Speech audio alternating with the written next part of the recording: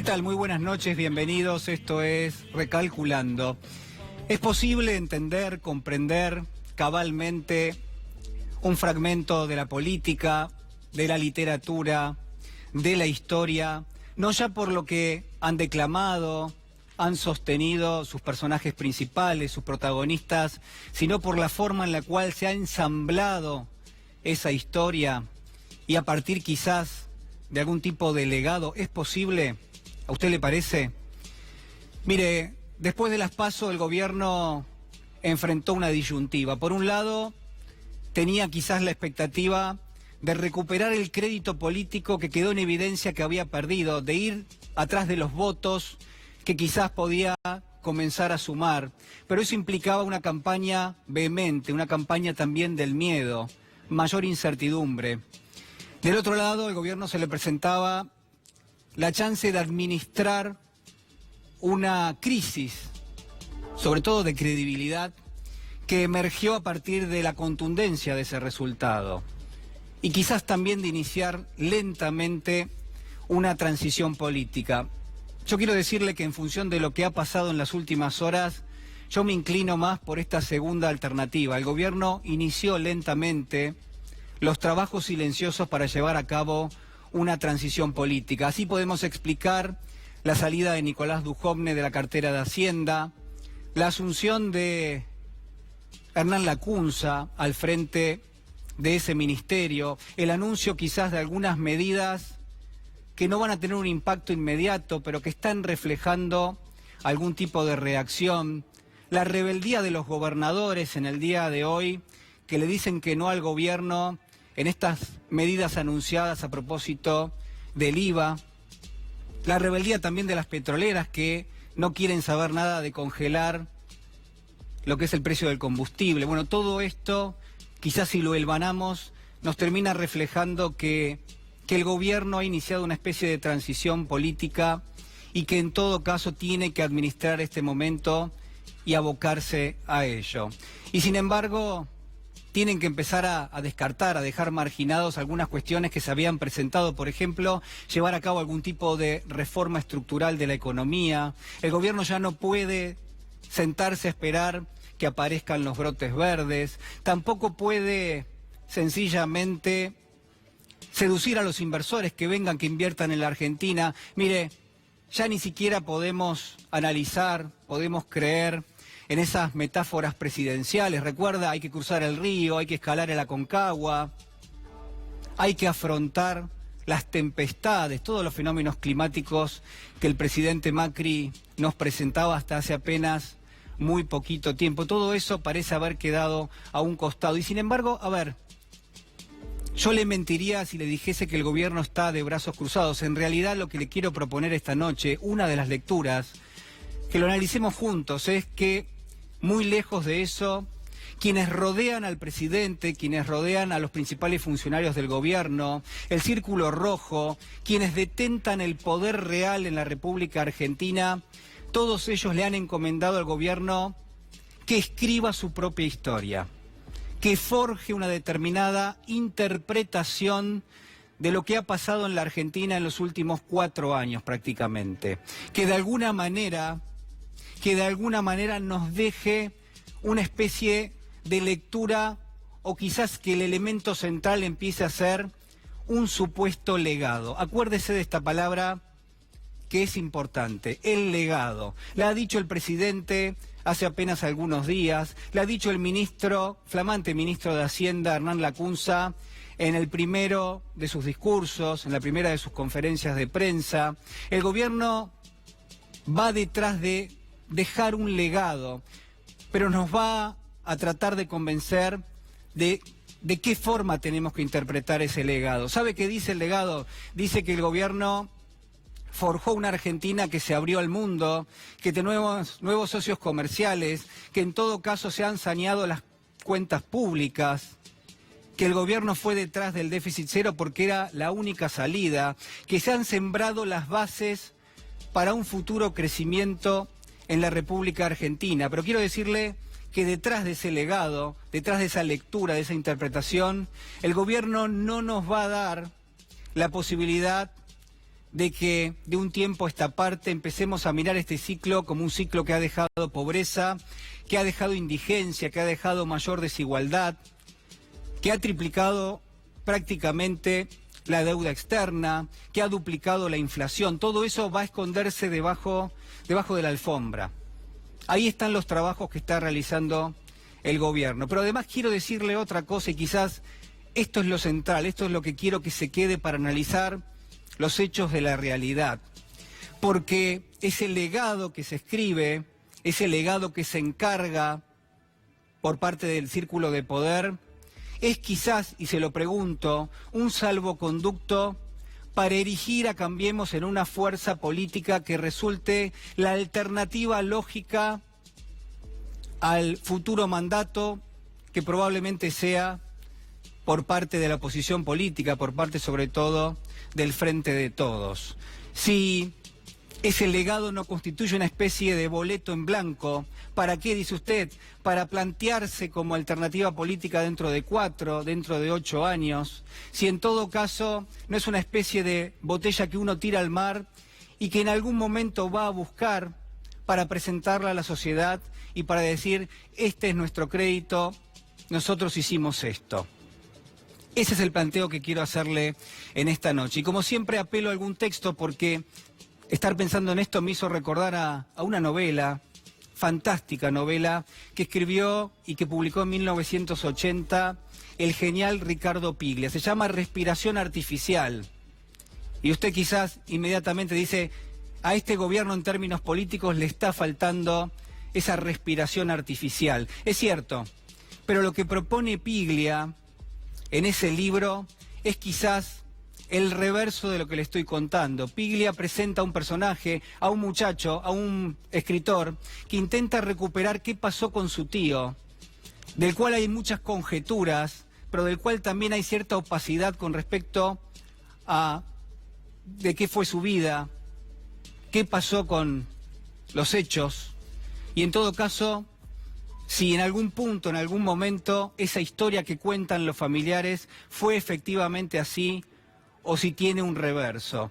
El protagonista se llama Emilio Renzi y su tío se llama Marcelo Maggi. La historia va a comenzar directamente tratando de establecer qué pasó en la cabeza de Emilio Renzi. Va a escribir una pequeña novela, son los comienzos como escritor, va a recoger los testimonios de la familia alrededor de ese tío y la escritura de esa novela le va a servir paradójicamente para ponerse en contacto con su tío Marcelo Maggi. Lo que va a terminar dándose cuenta es que el propio Maggi, su tío, es a la vez una persona que está llevando adelante otra investigación, en este caso vinculada con un personaje oculto y perdido en el tiempo que se llama Enrique Osorio y que ha sido en principio el secretario privado de Juan Manuel de Rosas.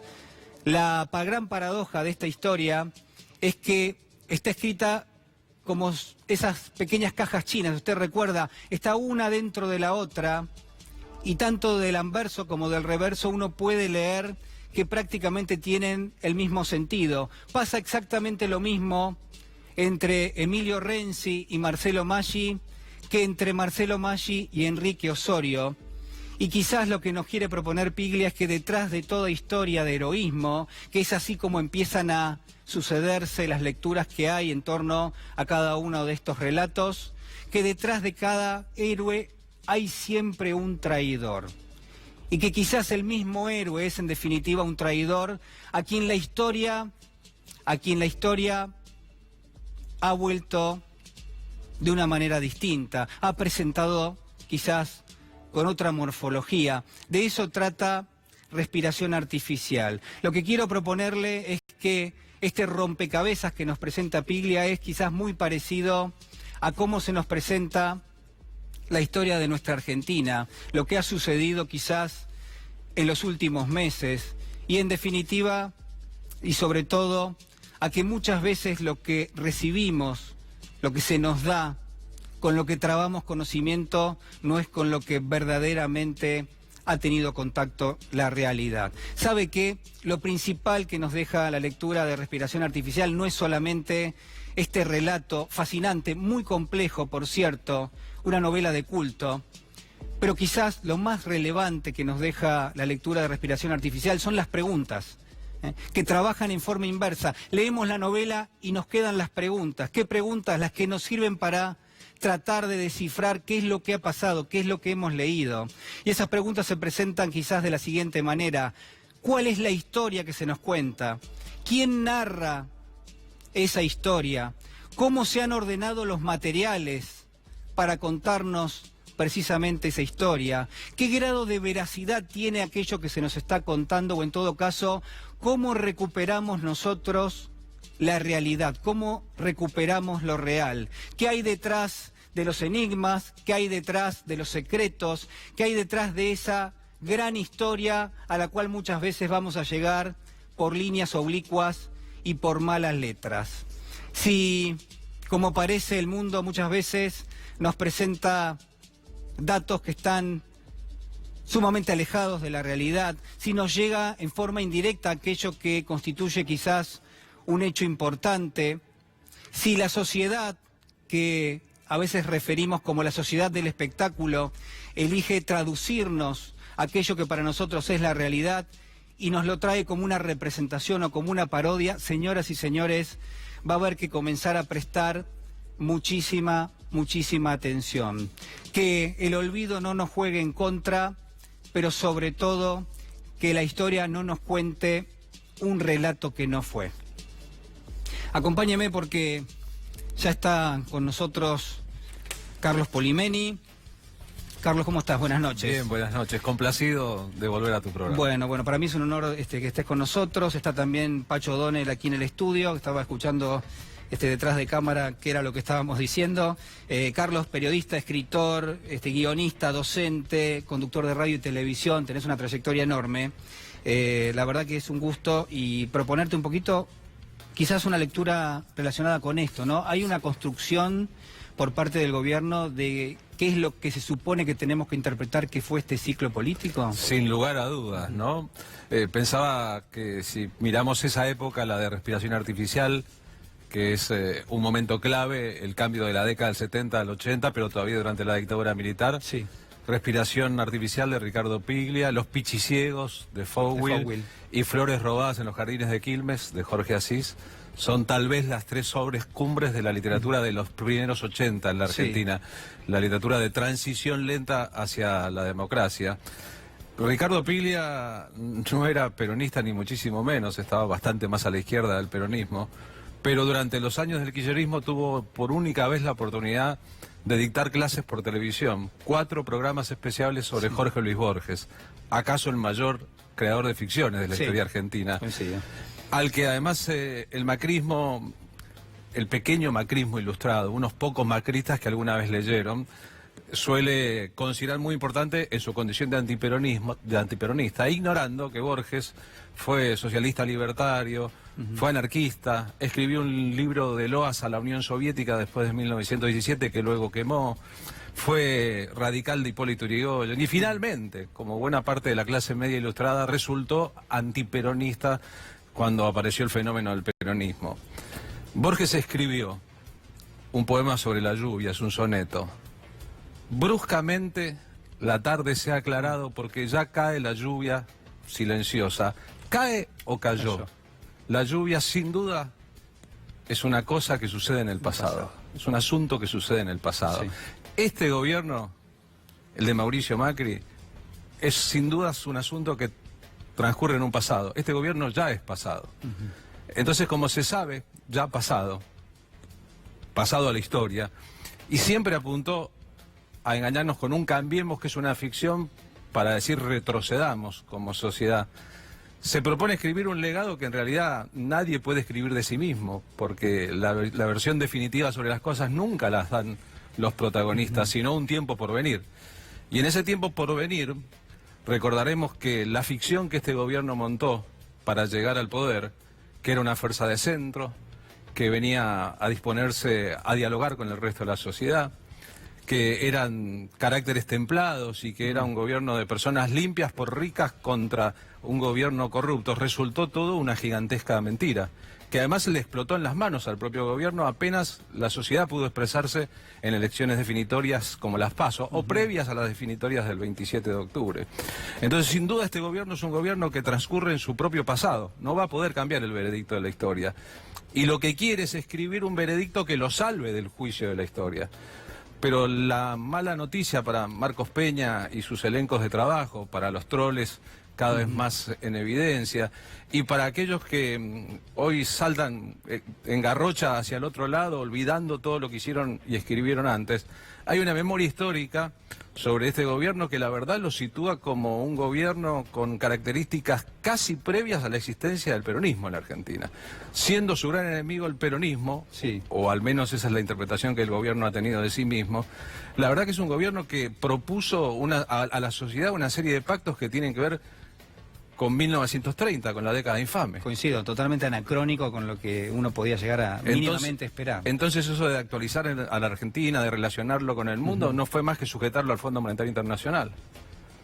Y eso de que iba a ser el gobierno del diálogo fue todo lo contrario al diálogo. Fue un gobierno vengativo, persecutorio, que utilizó todos los resortes del poder del Estado y además su influencia sobre la justicia para hacer una serie de desaguisados que lentamente un nuevo gobierno podrá componer, pero básicamente, más allá de las palabras que son bonitas y más allá de las ficciones que a veces son atractivas, sí, la sociedad argentina sabe cómo estaba antes y cómo está hoy. ¿Te sorprendió el resultado de las elecciones? No me sorprendió el resultado, me sorprendió en un punto, como creo que casi todo el mundo, la importancia del resultado. El 15-0 de diferencia. Era obvio que era una elección para que la oposición la ganara, las PASO, pero no era tan obvio que la iba a hacer por tanta diferencia. Hoy creo que con el escrutinio final la diferencia es un poco mayor, que Alberto Fernández llega a 48, me decía recién Pacho Donel en las PASO, y entonces me parece que eso está casi liquidado como trámite. Ahora, que el gobierno se proponga escribir su propio legado, sí, dejar su propia herencia, verbalizar su propia importancia, la verdad que lo muestra en su desmesura pequeña, en su pequeña desmesura. Es una locura que solamente los dictadores aspiran a sembrar un legado y a imponer ese legado en el relato a su propia sociedad, que tiene su propia visión de los hechos. Puede ser utilizado, a ver, yo lo que digo es, bajo las reglas de la democracia, cualquiera tiene derecho a constituirse en representación política de un sector de la sociedad y acceder al poder, obviamente. Pero llama un poco la atención que esta operación que se está dando en este momento, obviamente, digo, estará buscando constituirse, porque Cambiemos hasta ahora era una novedad de características políticas. Hoy da la sensación de que se presenta o quiere presentarse a la sociedad como la alternancia lógica de lo que podría llegar a ser el peronismo. ¿Te parece que eso lo van a conseguir o no? Bueno, hay que ver si la implosión que significa la derrota en toda fuerza política también lo resultó para el kirchnerismo en 2015, ¿no? La explosión para adentro, las heridas que dejan, los reproches que vengan, etcétera, le permiten a la fuerza que hoy lidera Mauricio Macri, que para mí tiene su vida política casi finiquitada, convertirse en una alianza de progreso. A mí se me ocurre que hay muchos radicales muy resentidos, que hay dentro del propio Cambiemos demasiada cantidad de internas, y que a Macri en el fondo nunca le interesó la política.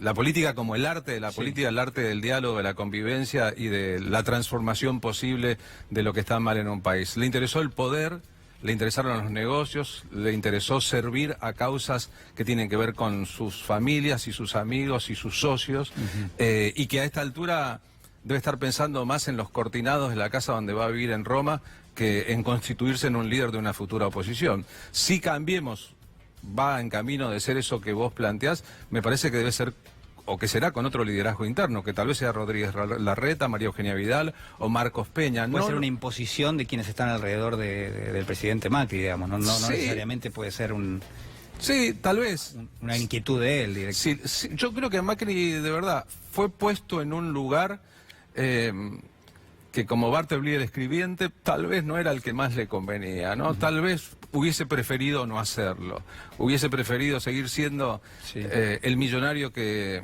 siempre fue, el bon vivant que siempre fue, el conquistador serial de mujeres que siempre fue, más que tener que trabajar de presidente de una nación.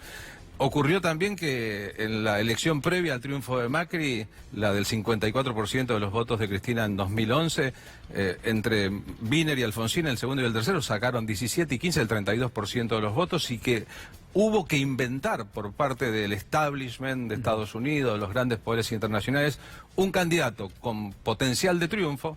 Era el alcalde de la Ciudad de Buenos Aires, el jefe de gobierno de la Ciudad de Buenos Aires, y rodearlo de otras fuerzas a las que, como bien diría Borges, no las unía el honor, sino el espanto. ¿No? El espanto de no poder ganar elecciones. Entonces se unieron no por amor, sino por espanto. Y han gobernado espantosamente y sin amor, como está claro. Quiero mostrarles las declaraciones de José Luis Rodríguez, el Puma, que se entrevistó con el presidente en el día de hoy, que tiene que ver con esto que estábamos hablando. Lo escuchamos. ¿Chances de poder ganar?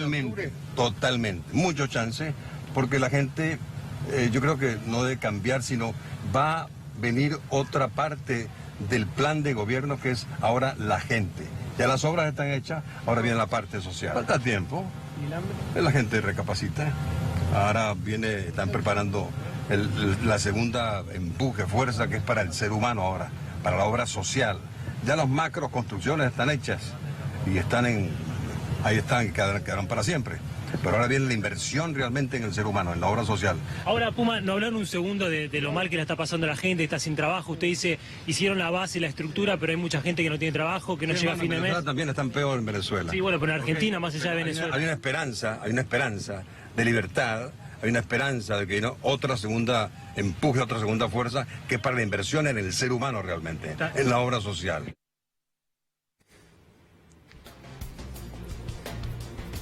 ¿Qué decir? No sé. Es decir, en medio de la crisis política y social, en medio de la crisis económica de hoy, con la 9 de julio llena de gente comiendo polenta, con crímenes por parte de la policía o los vigiladores que tienen a un porcentaje importantísimo de la sociedad, con la angustia de salir a la calle y que tenga más poder el uniforme que la lógica, con los gobernadores golpeándole la mesa a Macri diciéndole nos estás jodiendo, etcétera, etcétera. Que el presidente se dedique a atender al Puma Rodríguez, que es la decadencia misma hecha persona, un venezolano que ni siquiera vive en su propio país y que anda por el mundo haciendo publicidad del golpismo estadounidense sobre un país de la América Latina, revela no solamente un desconcierto general del gobierno, sino al mismo tiempo su alineamiento con las peores fuerzas de la derecha y la ultraderecha en América Latina. El Puma Rodríguez no es otra cosa que el vocero de un hipotético golpe de Estados Unidos contra su propio país y Venezuela. ¿Qué condiciones morales tiene para venir a darle cátedra a la sociedad argentina sobre lo que la sociedad argentina tendría que hacer el 27 de octubre? Me resultó bastante llamativo que dentro de la declaración establece las líneas centrales de lo que yo hoy llamé el legado. Es decir, se supone que hay bases, que lo que se hizo en este momento va a servir para un futuro crecimiento y que mucho de eso es invisible, ¿no? El crecimiento invisible, hay cuestiones que se supone que hay un sector de la sociedad que no ve, que no vemos y que está presente y que va a dejar este gobierno como legado. Eso quizás es lo que a mí al menos me llamó la atención. Sí, serán Caputo, Midlin, Gianfranco, el primo de Macri. Y esto de subestimar la gente, lo social, a que primero estén realizadas las obras de infraestructura, algo que también el presidente Macri ha dicho, ¿no? Bertolt Brecht, que el macrismo no leyó, seguramente escribió esta idea: comer primero y después la moral. A lo mejor comer y la moral al mismo tiempo, si querés, pero nunca la moral antes que la comida. ¿Qué quiero decir? Están bien las obras. ¿Quién se va a negar a que pavimenten caminos o que hagan paseos o la cosmética en las ciudades? Pero la ciudad de Buenos Aires, tan cosméticamente cambiada por la administración macrista de 12 años, tiene 7.000 y pico de personas en situación de calle. Y mantiene el Teatro Colón, que debe existir y siempre debió existir, pero al mismo tiempo deja que muchísima gente, pero muchísima gente, desfallezca en hospitales por falta de recursos. Entonces, ¿qué te vienen a hablar de obras cuando antes que las obras está el ser humano y sus circunstancias? Y esas personas no votaron obras. Esas personas votaron un gobierno para que mejorara la economía. Esas personas votaron un gobierno para que la salud pública y la educación pública, pilares de la Argentina potencia, estuvieran bien y estuvieran mantenidas de acuerdo a los principios constitucionales. Y hay un gobierno que se defecó en la salud y en la educación pública. Y lo hizo con palabras altisonantes de todos sus dirigentes. Macri dijo una vez, pobre la gente que cae en la educación pública, ignorante de que los 5 premios Nobel argentinos salieron de la educación pública, o tal vez pretencioso alumno de un colegio pago de los más caros de la Argentina, cuyos secretos jamás se ventilarán en público. La posible e hipotética sucesora para el Círculo Rojo de Macri, María Eugenia Vidal, dijo: no nos engañemos, en la Argentina de hoy los pobres no llegan a la universidad, ignorante también de la enorme cantidad de primeras generaciones de cursantes en las universidades públicas que ha deparado la apertura en distintos distritos de distintas universidades. Entonces, la combinación, digamos, de intereses hegemónicos muy pequeños, con el apoyo de un porcentaje de la sociedad, en parte engañada y en otra convencida de ese discurso, se topa con los límites cuando la ficción deja de ser ficción, la televisión tiene que mostrar lo que pasa, los diarios empiezan a escribir un poquito de lo que está aconteciendo, y al mirarse en el espejo la sociedad se ve como la madrastra de Cenicienta, que es lo que le pasa al gobierno de Macri. Un día el espejito te dice: sabes que ya no sos el más lindo, antes yo te decía que eras el más lindo, pero ya no sos el más lindo, y ahí tenés que lidiar con 2 problemas. Primero, ¿qué máscara y qué careta te vas a poner para circular por la propia sociedad? O si te vas a vivir a Venecia o a Milán o a Roma, ¿cómo te la vas a arreglar cada vez que te encuentres con un argentino que camine por ahí? Y lo segundo es tener que explicarle a tus propios hijos un día que tu apellido dejó de ser un apellido ilustre para empezar a ser el sinónimo de otra cosa. Y no es la primera vez que pasa en la historia argentina en que una sociedad vota más o menos convencida líderes que después nos preguntamos: pero ¿cómo fue posible que Fernando de la Rúa fuera presidente de este país? ¿Pero cómo fue posible que 2 veces eligiéramos a Menem? ¿Pero cómo fue posible, vamos a preguntarnos un día, que esta pandilla de CEOs gobernaran la Argentina con el aval de una parte importantísima de la sociedad que legitimó con el 51% de los votos en el balotaje su presencia en el poder? Después de las PASO, quizás el gran ausente fue Marcos Peña. Se tenían declaraciones de distintos referentes del gabinete, pero no de quien es considerado quizás el padre de la derrota política del fin de semana de las PASO. Habló en las últimas horas y esto decía: hola, ¿cómo andás? Soy Marcos Peña. Te quería mandar este mensaje para contarte un poquito en qué estamos, contarte cómo la estamos viendo y qué cosas podemos ir haciendo desde ahora para lo que viene por delante. En primer lugar, decirte que estamos convencidos que vamos a ganar. Estamos convencidos que depende de nosotros. Estamos convencidos no por una locura irracional, sino por la propia experiencia. La PASO 2015, Mauricio quedó 15 puntos abajo de Scioli. Todos decían que era imposible llegar al balotaje. Llegamos al balotaje y después ganamos. Bueno, un audio que se les envió a los militantes de Cambiemos. Qué lindo todo, ¿no? O sea, reapareció por WhatsApp. Está siendo irónico, me parece. Sí, dijo que la diferencia en las PASO anteriores había sido del 15, sí. Tengo entendido que la matemática indica que fue del 8%, y no del 15%, y utiliza una terminología, digamos, que de no ser un cheto culto, uno o sea, intentaría corregirle. Habla de la locura irracional. ¿Vos conocés alguna forma racional de locura, no, por ejemplo? En general no. Y entonces ahí ves el vacío del discurso. Y por otra parte, el teorema que Adrián Paenz había planteado en público la otra vez de salir a conseguir votos. Si yo consigo que 2 personas voten lo mismo que yo, si esas 2 personas consiguen lo mismo, finalmente se llega inmediatamente a un triunfo de proporciones repartido, pero de tal manera de mandás 10 WhatsApp y conseguime 10 votantes. ¿Pero por qué? ¿Por qué mérito? ¿Porque somos lindos? ¿Porque somos jóvenes? ¿Porque somos modernos? Así se vota, digo, en una sociedad, porque no hay una explicación en el WhatsApp para su propia tropa de Marcos Peña qué aspectos del gobierno se podrían resaltar. Y yo le pregunto a cualquier funcionario del gobierno: bueno, decime qué hizo bien Macri. O sea, dame los datos estadísticos que marquen en qué rubro aumentó la calidad de vida de los argentinos que no sean dueños de empresas en este lapso de 4 años. Bueno, ha sido una de las grandes falencias, creo, de la campaña, ¿no? Cuando el propio presidente Macri dijo, bueno, esto no tiene que ver con los argumentos, esto hay una cuestión de militancia, una cuestión de creer, del futuro, de lo que es parte de esta especie de transición, sacrificio ahora para disfrutar más adelante, ¿no? Pseudo religioso, ¿no? Sí, sí, algo místico. Sí, como Pipo Chipolati, ¿no? Sí. El primero te lo regala, el segundo te lo cobran, digamos. Pero me parece que al respecto la sociedad les ha dado una lección, sí, ¿no? Que es dable suponer que se repetirá el 27 de octubre. La verdad no es con promesas como se gobierna. Con promesas quizás se llega a un gobierno. Pero luego, cuando vos tenés que salir a la cancha y jugar, tenés que, ya que a Macri le gusta tanto la metáfora futbolera, que prácticamente es la única que domina, y más o menos, porque muy buen jugador de fútbol no es, y me consta, es que tenés que jugar los partidos, y además tenés que hacer goles, y tenés que tener el pundonor de transpirar la camiseta, y nada de eso ha hecho este gobierno, que simplemente ha transcurrido.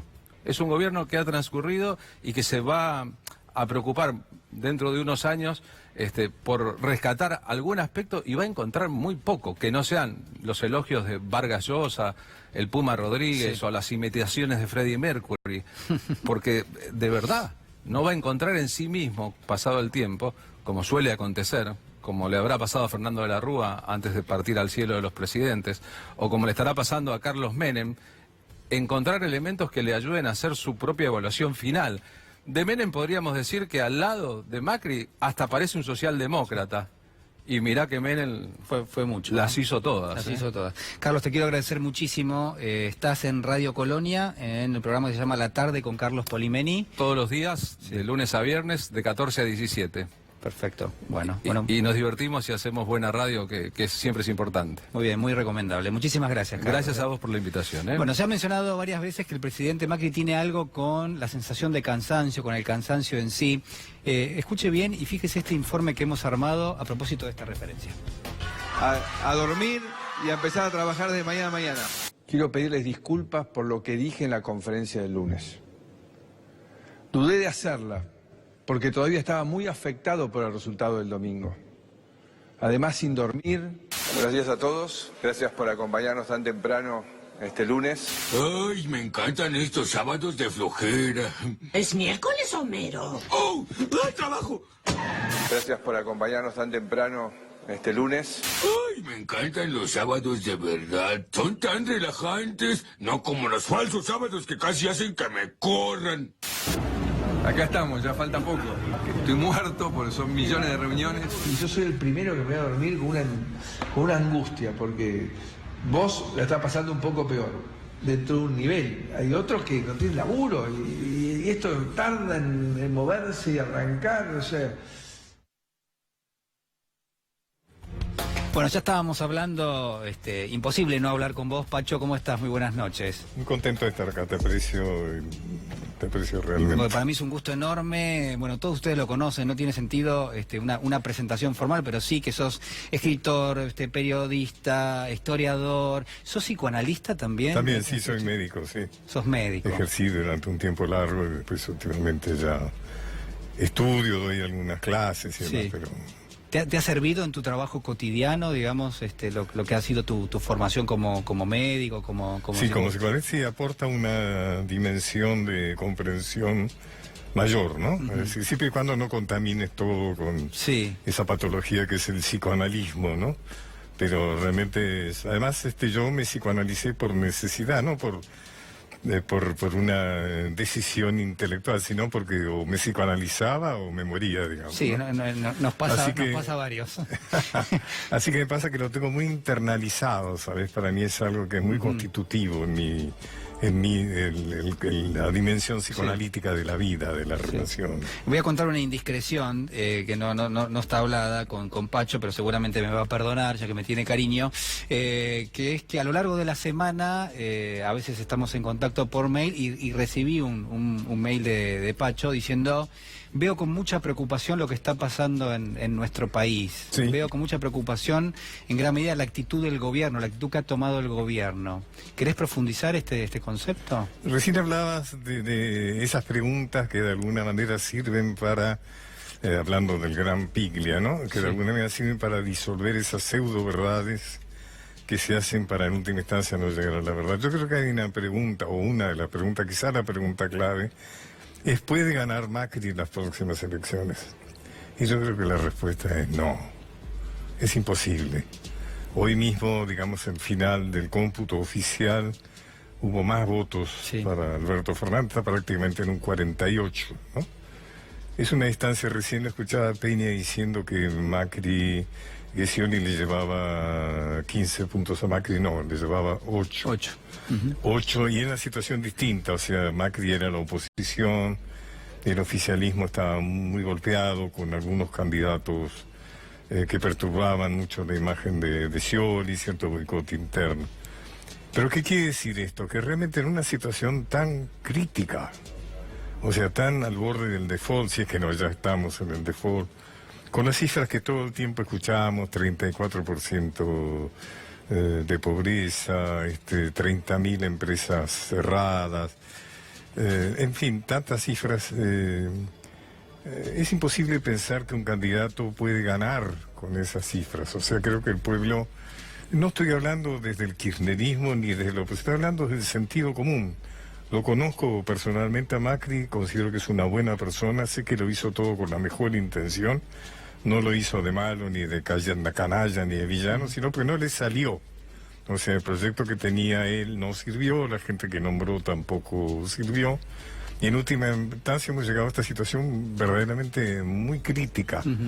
Y entonces lo que tiene que haber en este momento es un proyecto de solución del problema. O sea, yo diría, y me atrevo a decir esto, creo que Macri tiene que reconocer dignamente que ha perdido y buscar la forma, yo pienso, se puede adelantar las elecciones. O sea, hay algo que uno le puede pedir a un presidente que es dignidad.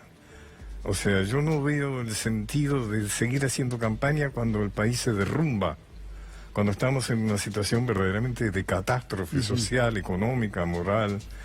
No puedo verlo al presidente haciendo campaña. Y tenemos ejemplos no lejanos de dignidad. Menem, por ejemplo, ganó las elecciones del 2003, el muy criticado Menem. Sí. Sin embargo, él se dio cuenta que era improbable que venciera en las próximas elecciones y se fue. Bajó.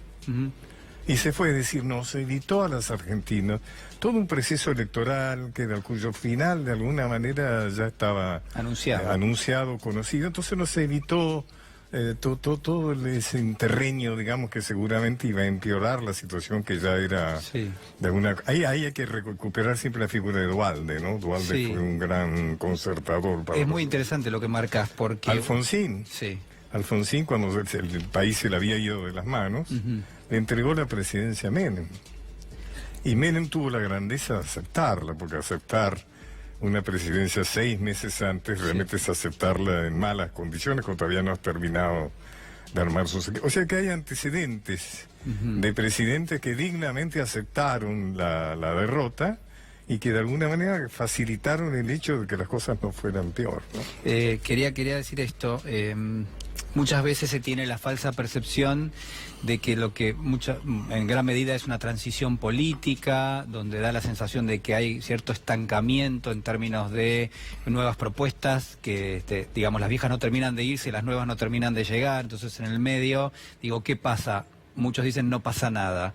Bueno, en rigor lo que pasa es que más y más gente va quedando debajo de la línea de pobreza y la evidencia histórica es que después, por más medidas que se hagan o que se propongan, en términos proporcionales, siempre queda gente debajo de la línea de pobreza, no sale por completo. De hecho, la historia de nuestro 30% duro de pobreza en la Argentina es esa historia, y la historia de las crisis que después... Lo que viene después, aunque sea un ciclo virtuoso de crecimiento, igual no terminan llegando o impactando de la misma manera que impacta una crisis, ¿no? Claro, yendo en la línea de lo que vos estás marcando. Dos cosas. Uno, tengamos en cuenta que las medidas que ha tomado Macri para poder ganar las elecciones son medidas que van a empeorar la situación que está. Es decir, además son medidas por 4 meses, lo cual es casi gracioso si no fuera dramático. Sí, dramático. Evidentemente la gente no es tonta y se da cuenta, en fin, si congelan las naftas y de las tarifas, la nafta, el IVA y demás por 4 meses, pues no es evidente. Pero además hay medidas que indudablemente, o sea, se ha ganado la oposición de los gobernadores, o sea, no solo los gobernadores, sino de los pueblos, de esas provincias, los habitantes, porque está complicando la repartición, digamos, la repartición de los fondos del IVA. Y por otra cosa, hay varias cosas que me preocupan. Vos hablas del 30%, que en realidad es un poco más, 34%. Sí, estaría llegando a 37 en este momento. Es una enormidad. Y entonces uno habla, bueno, estamos hablando, yo ya lo he dicho esto, pero me parece que es la clave de esto. Cuando uno habla de la pobreza, uno dice, bueno, pobres chicos que no comen. El tema es más grave que eso. Es decir, no solo es los chicos que comen, no es tanto que comen, porque si no comen se mueren, digamos, esa es una parte, sino que comen mal. Es decir, no comen los chicos en la miseria, en la pobreza, no comen lo que tienen que comer. ¿Qué tiene que comer un chico? Básicamente tiene que comer proteínas, aminoácidos, vitaminas, y esas son las cosas que no come. ¿Qué significa eso? Por eso digo, el problema es lo que los chicos no comen, pero también es los adultos que no comieron. Esos chicos que no comen eso son chicos que en el futuro, en el adulto, va a ser una persona que no va a tener las capacidades cognitivas, emocionales, la capacidad de comprensión, la capacidad de actuar, la capacidad de pensar normal. Es muy triste, es muy triste. Va a tener, es porque el cerebro, digamos, de un chico que come mal, se afecta, es decir, pierde capacidades. Entonces todo este 34% es nuestro futuro. Es un futuro argentino en cuya sociedad va a estar constituido en una enorme cantidad por personas adultas que no han tenido la capacidad de un desarrollo emocional, intelectual, etcétera, como debería haber sido, ¿no? Sí, hay en las redes sociales, pero también la verdad que he escuchado a muchas personas, algunas con las que tengo trato frecuente, que hay cierta resistencia a una cuestión central, que es que hay un Estado, que ese Estado tiene que ocuparse de los sectores vulnerables de la población, y que eso a veces se hace con una asignación universal, con una asignación familiar, con una jubilación o pensión. Da vuelta permanentemente este mensaje de que hay una cantidad de millones de argentinos que reciben un cheque del Estado. No sé si lo escuchaste. Y es totalmente, creo yo, a ver, no solamente poco feliz, sino además, en gran medida, injusto con muchísimas personas. De hecho, hay una deuda social enorme con toda esta gente que quizás trabajó en la informalidad, que hubo una responsabilidad del Estado en no fiscalizar eso para que un empleador le haya dado trabajo formal, entonces llega a los 65, a los 70 años y no tiene recursos, no tiene jubilación, y entonces se supone que el Estado tiene que mirar para otro lado y tiene que decir, bueno, si no pudiste trabajar en la formalidad, lo lamentamos muchísimo, el Estado no tendría que hacerse cargo. Digo, los chicos que no comen, digamos que no hay que darles una asignación a esos padres para alimentar a los chicos, digamos, es decir, yo creo que habría que tratar de darle comida directamente, además, o sea, fíjate que todo el sistema de los comedores aparecen como situaciones de solidaridad, hay gente inclusive muy pobre en la villa que de todas maneras le da de comer. Tendría que ser todo un sistema organizado, esos chicos tienen que comer. Si queremos un futuro con adultos, con capacidades, esos chicos tienen que comer. Yo insisto, el problema no es solo los chicos que no comen, sino los adultos que no comieron. Ahí está una de las claves de un futuro verdaderamente muy complicado para los argentinos y argentinas, ¿no? Quiero invitarte a compartir una definición que dio hoy Alberto Fernández. Fue un seminario de democracia y desarrollo que se realizó en el Malva. Estuvo el presidente de la Nación, Mauricio Macri, estuvo también Alberto Fernández. Compartimos una de las definiciones. La Argentina no tiene ninguna posibilidad de caer en default si yo soy presidente. ¿Saben por qué? Porque yo lo viví el default. Es muy dañino para una sociedad el default.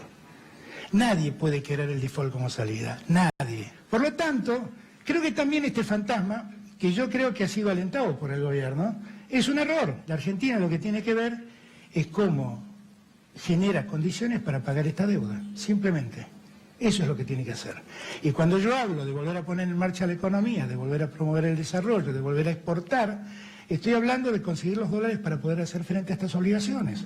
De eso estoy hablando. Yo necesito que la Argentina produzca. Eso es lo que necesito.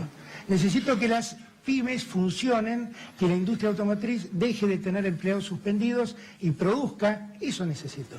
Y generar condiciones para que eso ocurra. Es quitarle dramatismo a este momento.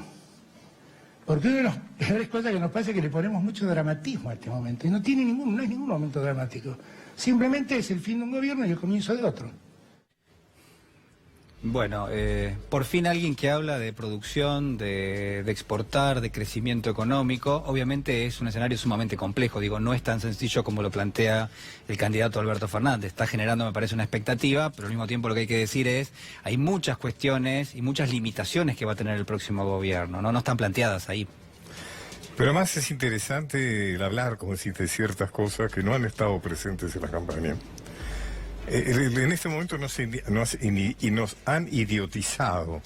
¿Cómo es eso? Decir, el código social, el lenguaje social es un lenguaje idiota.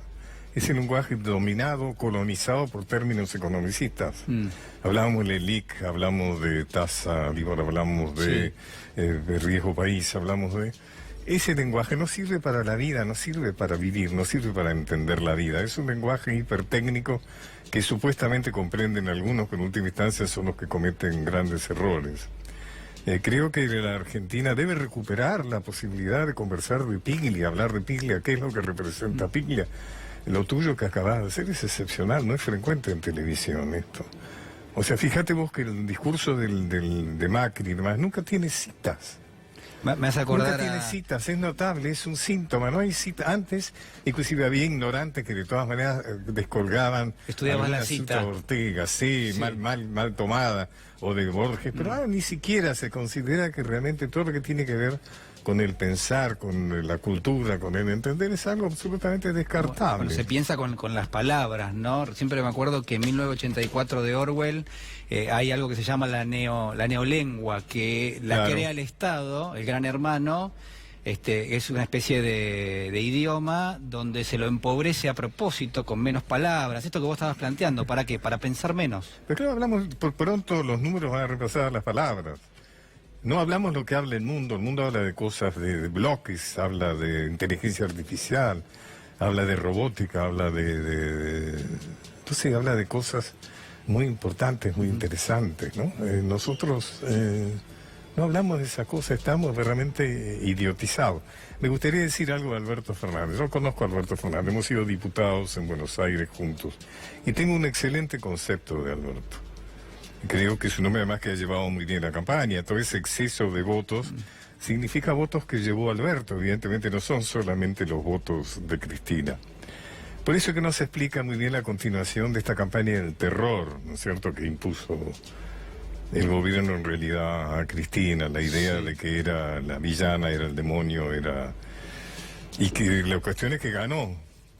Y entonces ahí se produjo, en fin, ganó hay el un mal. Cambio, ¿no? Hay un quiebre. Mal, ¿no es cierto?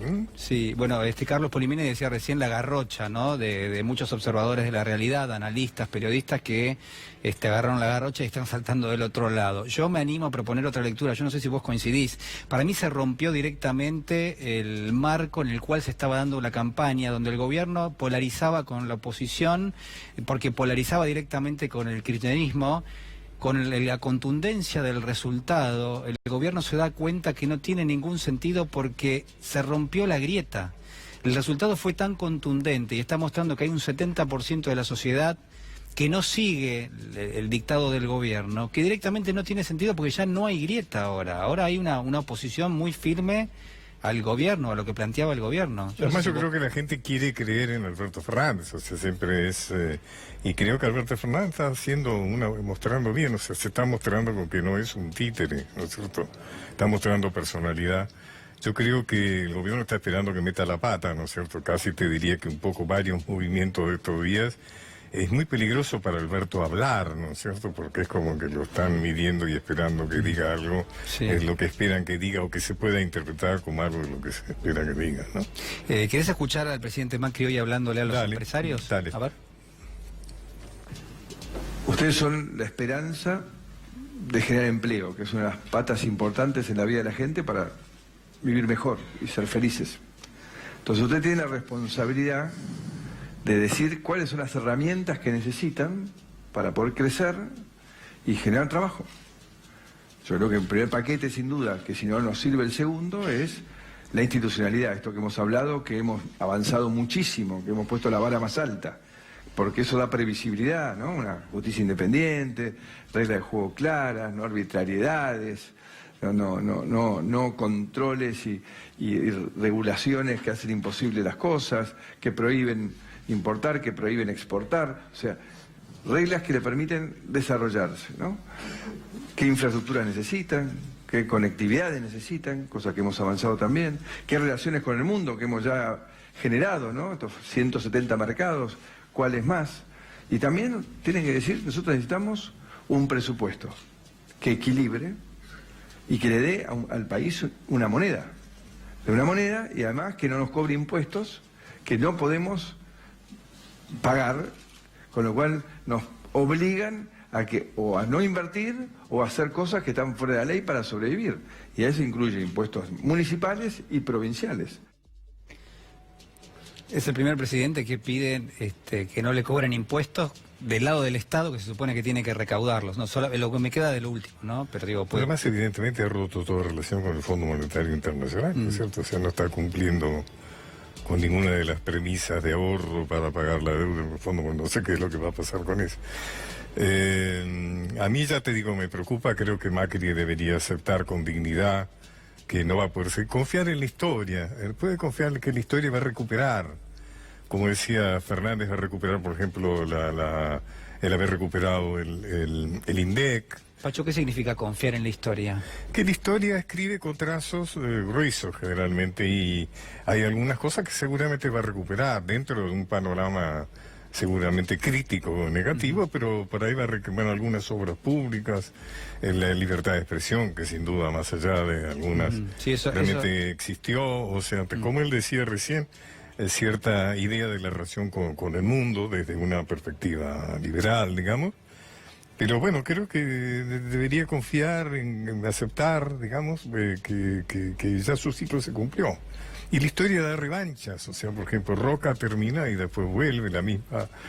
Cristina se va y vuelve, por ahí se pueden... Pero fíjate vos que Cristina se va en la peor de las circunstancias. Bueno, yo lo que quiero decir es que igual el ciclo político del presidente Macri ha saldado negativo en una cuestión tan central como que el plan económico que aplicó ha dejado fuera a millones de argentinos, digamos. Bueno, te digo, realmente si es increíble que plan, un presidente habla como está hablando después de 4 años. Sí, yo le iba a decir, yo lo voto, si lo escucho lo voto, este candidato es pero bueno. Que deja 34% de pobreza, deja 30.000 empresas quebradas. Un salario mínimo, Pacho, que cayó 62% desde fines del año 2015. Pero además de eso, una situación desordenada, es decir, donde no hay control. Yo le preguntaría a Mauricio Macri si va a insistir en ser candidato, cosa que yo prefiero que sea un presidente dignamente en retiro, y no un candidato que va a perder seguro, porque es inevitable, porque no hay milagros en política. Si el día después de las elecciones va a haber otro lunes negro, o sea, ¿qué nos cubre a nosotros de que de que sea nuevamente derrotado? Va a haber otro lunes negro donde nuestra situación moral, social, económica, cultural vuelva a derrumbarse aún más. Bueno, ahí me parece que hay una responsabilidad fuerte del gobierno, en tanto y en cuanto en las horas previas a las PASO había generado, a partir de algunas encuestas que después se descubrieron que la verdad que no estaban ajustadas a lo que pasaba realmente, había generado una especie de explosión alcista y optimista de los activos argentinos, bonos, acciones, etcétera, que después el lunes se comprobó que obviamente esto no era así, hubo un desplome fenomenal, devaluación mediante, salario que cae. Yo creo que si hay una medida que ha tomado el gobierno y con la cual ha sido muy consecuente desde que asumió, ha sido con erosionar el poder adquisitipo del salario. De los 3 precios relativos que tiene la economía, dólar, tarifas, los salarios por otro lado, y en general... En este momento el trabajador argentino es muy barato. Es $200, $210 el salario mínimo. Es baratísimo. Sí, realmente es... así como te decía que la elección, todo este proceso último nos ha idiotizado, hemos perdido la capacidad de hablar de cosas serias, de cosas importantes, de cosas que nos ayuden a la vida.